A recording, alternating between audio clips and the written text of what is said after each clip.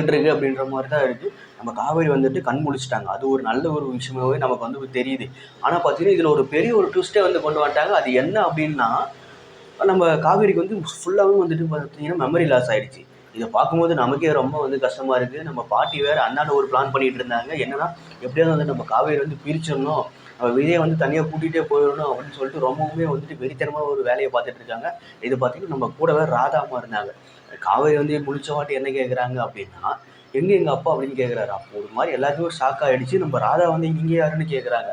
இதெல்லாம் பார்க்கும்போது நமக்கே வந்து ரொம்ப கஷ்டமாக இருக்குது. என்னடா இது திரும்பவும் ஃபர்ஸ்ட்ல இருந்தா அப்படின்ற மாதிரி இருக்குது. பார்க்கலாம் என்ன நடக்க போகுது அப்படின்னு சொல்லிட்டு. விஜய் வந்து கண் முழிச்சாதான் இதுக்கெல்லாம் ஒரு தீர்வு கிடைக்குன்னு நினைக்கிறேன். இல்லை இது வந்து பார்த்தீங்கன்னா நம்ம பழைய ஒரு ரஜினி சார் படம் மாதிரி போயிருமா என்னன்னே புரியாமல் இருக்குது. இப்போ காவேரிக்கு வந்து கல்யாணம் ஆனதும் தெரியாது, குழந்தை பிறந்ததும் தெரியாது. லாஸ்ட்டாக பார்த்தீங்கன்னா அவங்க ஏதாவது ஒரு வேலை பார்த்து திரும்ப வந்துட்டு நம்ம விஜய் வந்துட்டு பார்த்து லவ் பண்ணி அதுக்கப்புறமா வந்துட்டு பார்த்தீங்கன்னா கல்யாணம் திரும்ப பார்த்து இது இது எப்படி போகுதுன்னே நமக்கு தெரியல. என்னன்னா திரும்ப நம்ம காவேரிக்கு கல்யாணம் ஆனதும் தெரியல, குழந்தை பிறந்ததும் தெரியாமல் இருக்கும். அவங்க ஏதாவது ஒரு வேலை பார்த்து அப்புறமா வந்துட்டு விஜயை பார்த்து திரும்ப வந்துட்டு ஃபர்ஸ்ட்லேருந்து ஒரு லவ் பண்ணி பண்ணுறாங்களா என்னன்னு ஒன்றுமே புரியல. ரொம்பவே வந்துட்டு கன்ஃபியூஸ்டாக இருக்குது. விஜய் வந்து எந்திரிச்சா மட்டும்தான் வந்துட்டு இதுக்கு ஒரு தீர்வு கிடைக்கும். இல்லை விஜயும் மறந்துட்டாரு அப்படின்னா கண்டிப்பாக சீரியல் ஃபர்ஸ்ட்லேருந்தே வரும், ரன் ஆகும் அப்படின்ற மாதிரி தான் பேசிக்கிறாங்க. மக்களிடையே பார்க்கலாம் என்ன நடக்க போகுது அப்படின்னு சொல்லிட்டு. ரொம்பவுமே வந்துட்டு எதிர்பார்க்காத ஒரு ட்விஸ்ட்னு தான் சொல்லணும்.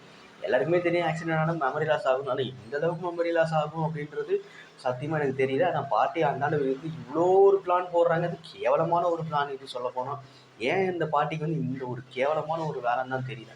எப்போ பார்த்தாலும் அவங்க பேரனை பற்றியே யோசிச்சு அவங்க பேரனோட வாழ்க்கை அப்படியே முடிச்சு விட்டுறாங்கன்னு நினைக்கிறேன். அடுத்து கல்யாணம் பண்ணி வைக்க போகிறாங்களா இல்லை என்ன பண்ண போகிறாங்கன்னு தெரியல. இப்போ பொறுத்திருந்து பார்க்கலாம்.